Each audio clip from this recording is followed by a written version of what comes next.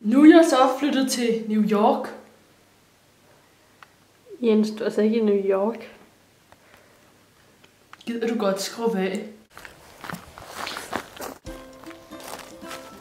Hov. Hej altså. Velkommen til mit haveprogram. Vil jeg vise jer min bregne.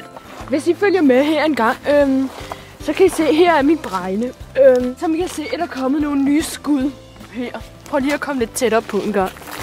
Så er der kommet nogle skud her. Nu undrer I jer sikkert over, hvad jeg render, hvorfor Jens han render rundt med sådan en kæmpe bog.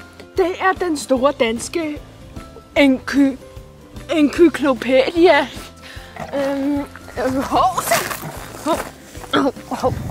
Så faldt de lige ned på jorden en gang. Ja, som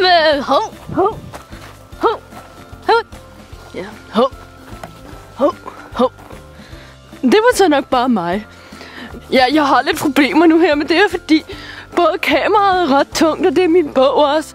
Nå. Ja, det er som om, der er noget, der løber bag ved mig.